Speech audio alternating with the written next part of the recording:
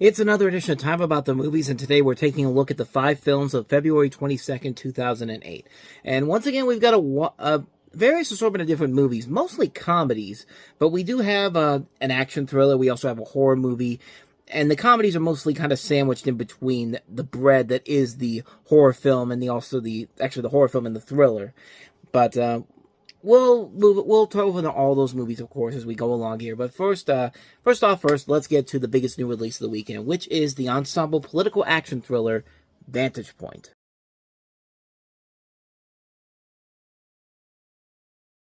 So a very interesting concept for a movie. You have the story focusing on an assassination attempt of the President of the United States, played by William Hurt in Salamanca, Spain, as seen through the various vantage point of different characters. You have the secret agents, played by Dennis Quaid and Matthew Fox. You have a tourist, played by Forrest Whitaker. You have the President himself, Hurt, once again, and also you have this news reporter played by Sigourney Weaver. You even get not even a news reporter, but a news director, and you also get the terrorists themselves, and from their point of view. And it's a very intriguing movie that is literally taking a lot from what Akira Kurosawa did with Rashomon, which also employed this same type of storytelling, the same kind of story through multiple perspectives. In Rashomon, they used it to question the possibility of truth in a process called the Rashomon effect. Good Lord.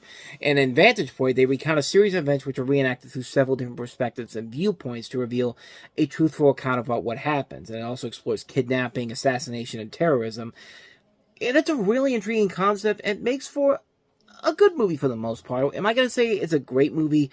No, I'm not. I mean, it definitely has a lot of flaws to it, and there are definitely a lot of moments that are very, very much supposed to be taken seriously. It's one of those movies that has those moments where you're supposed to take it seriously and you're laughing your ass off. Like, I'll never forget when I went to go see this movie, and everyone was telling me about this scene where this little girl that Forrest Whitaker gets involved with, like, she's away from her mother, and she's trying to find her, and like there's this scene towards the end of the movie where she's about to get hit by a car, and she just screams. She's just continuing screaming for about a good 30 seconds, and not even like a legitimate real scream. It reminded me so much of the scene from Austin Powers where it's Michael McDonald as the security guard, and he's putting his hand up when Mike Myers and Elizabeth Hurley are on the steamroller, and he's just screaming like, no! And it just keeps going for a whole minute. The difference is, though, that was meant for comedy. This is supposed to be taken seriously, and I'll never forget when that moment happened in this movie where the little girl was screaming. Like, everyone was just laughing their ass off because of just how long it was taking for this damn car to get to her. And, like, yeah, it definitely has a lot of those moments that are not that great, but there are a lot of moments where I think it does work. I like the idea of having this one singular moment through the eyes of various people so you can put together what's going on here. I like all the actors that they have in here. You also have Zoe Saldana, Ayet Zula, who will go on to star in Angels and Demons, Edgar Ramirez among the cast in here as well. There is a good idea involved in here, and I think it's done, for the most part, pretty well. Couldn't have been done a whole lot better? Absolutely. But for what it is, I think it's actually pretty solid. It's a very intriguing film, and I'm actually kind of surprised we don't get more movies that try to copy the same formula and do something similar to what a film like this or Rashomon does a whole lot better, especially Rashomon in particular. Akira Kurosawa, of course, you can't go wrong with him, but yeah, it's amazing that we haven't had more movies that have tried to do something like this, and it would have been surprising to see would have been interesting to see what they can do with it, but for what the movie has here, I thought it worked pretty well. I think it's an entertaining film. I think it's a really intriguing thriller, and it has some good moments where you do believe in the acting a lot. And it does have those silly moments, too, but they are very few and far between. But I thought it was pretty good. I enjoyed it a lot. I like Vantage Point. So with that said, let's go ahead and get to some comedies. And we start off with a really good one that was criminally underappreciated in its time, and I'm hoping that has garnered a following over the years. It's Michel Gondry's latest film, and that's Jack Black and Mos Def in Be Kind, Rewind.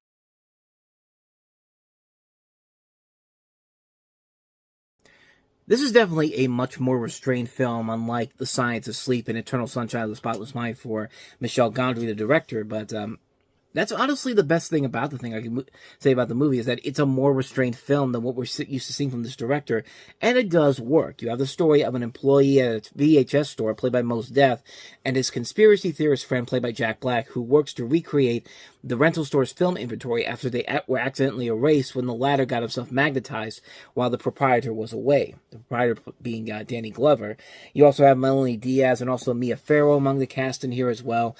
And of course, the big selling point of the movie was watching Jack Black and Mos Def suite all these different movies and go through and remake all these different movies. Like you see Ghostbusters in there, you see RoboCop, you see the Rush Hour movies, you see all Driving Miss Daisy. I mean, that was really part of the charm of the movie, and it was very creative to see what they could do with all these different effects and all that, and it works very well. It's a really good, fun concept overall that I think works very well.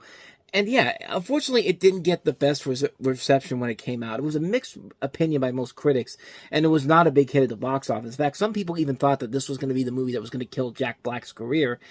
But give it a couple of months, and that argument will be quickly erased, because following that will be one of his biggest successes in the film that kind of cemented his celebrity going forward. But he was really good in the movie. Mos Def was really good too. Everybody plays their parts very well. Like, even the bad guy, even the antagonist of the movie, you get later on in the movie, you get a scene where, you have these FBI agents who, they have to basically come in and say, hey, you can't do this. Like, you understand why they're doing it, but you also understand how important it is to keep this place open. And it's not just because of them doing these remakes and all that, but they get the town involved in it. And this is a town that has basically kind of fallen apart. And it's a really good heartfelt storyline here. The movie is very ambiguous in how it ends too. Like, it doesn't really give you a proper ending in general about how this is all going to play out, but it does show how much these people have come to care more about each other more because of this incident that has gone on with all these videotapes. And it's a really good movie. It's a film that I think is very underrated in general, and definitely deserves a lot more appreciation over time because of how good the story is. It's a really fun story. Jack Black and Mos Def are very fun to watch in here. It's a good concept. It just works all the way across the board. I think it's a really good movie, and one that definitely deserves a lot more respect and admiration than it has. It's definitely one of Michel Gondry's most underrated movies in general, and one you should definitely check out. I highly recommend Be Kind, Rewind. So with that said, let's go ahead and move on to our next comedy, and yeah, it's not a good one. It's when you have Larry the Cable Guy and Jenny McCarthy as your two leads, that should probably be a red flag right there to stay the hell away from this one. This is Witless Protection.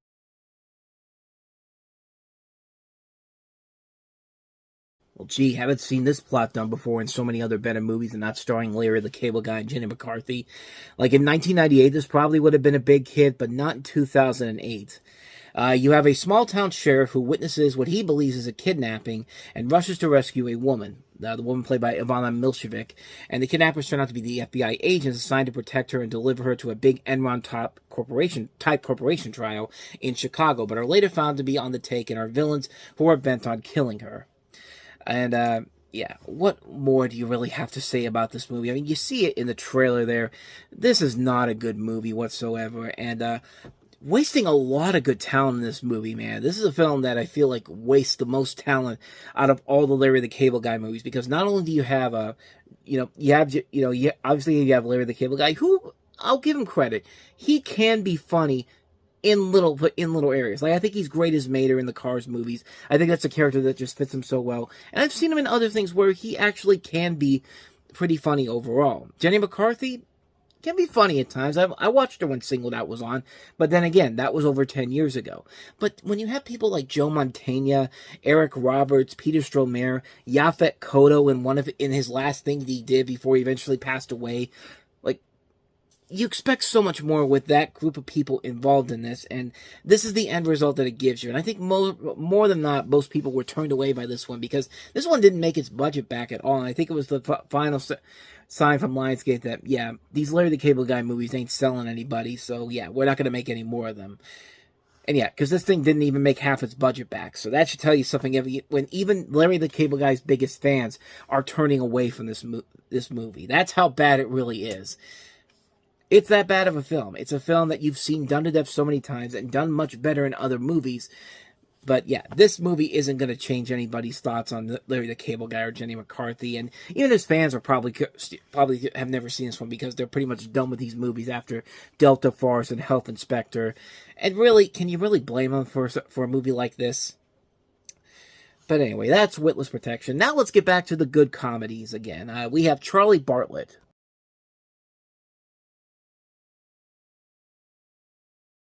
And again, kind of like with Be Kind Rewind, there is a lot here to admire about this movie. It's a really good film where you follow Anton Yelchin, who would later go on to be um, Chekhov in the Star Trek movie, the J.J. Abrams Star Trek movie. He stars as a teenager who begins to dispense therapeutic advice and prescription drugs to the student body in his new high school in order to become popular. And these are drugs that he has been given, prescribed by him, and he's basically saying, you know what, I'm going to go ahead and give it to these people here because they clearly need it more than I do. And it's a very intriguing film. It's a very engaging coming-of-age comedy dramedy where you have a lot of really good talent here. Anton Yelchin, I think, is great. Kat Dennings is really good in the movie. Robert Downey Jr., this is before he became Iron Man, showing what he can do as an actor, even before he took the role of Tony Stark. Hope Davis is really good in the film. It's a very intriguing film and a very engaging storyline where even the main character has no idea what he's doing. He even has his breaking point towards the end of the movie, and you buy it. You really do buy into his scenario and trying to figure out, what am I doing here? What is he doing? Like, what is the purpose of him doing all this? And it comes to a very satisfying conclusion. I think it's a very well-made film, and one that I think is it's a very severely underrated movie. It was kind of pushed off to the side to basically be dumped off in the middle of February, even though that trailer said it was coming out in August, but of course MGM had to push it back. But I think it's a lot better than people let on. I think it's a really good film. It's definitely a film that is definitely worth watching, and I highly recommend checking it out, especially if you want to see some great underrated performances by Yelchin and Robert Downey Jr. I mean, you can't go wrong with those two guys in a film like this. So, yeah, I highly recommend Charlie Bartlett. So with all that said, let's go ahead and move on to the last film we have here, and that is The Signal. This is The Signal, and it's told in 3 parts in which all telecommunication and audiovisual devices transmit only a mysterious signal, turning people mad and activating murderous behavior in many of those affected. So it's kind of an anthology film. You have a couple of different elements of a psychological horror film mixed in with a splatter film, a black comedy, and also a post-apocalyptic love story. And it's an engaging idea. It's a really clever idea. The execution, not so much. I mean, the stories themselves are nothing really that significant or anything too groundbreaking or even something that can be seen as somewhat satirical in some way, shape, or form, but it really doesn't have an iota of what it's trying to accomplish. And I think it kind of suffers because of that big time. It's a movie where I feel like the potential was there for something interesting, but it just doesn't show it on screen. It's mostly just forgettable stuff in general.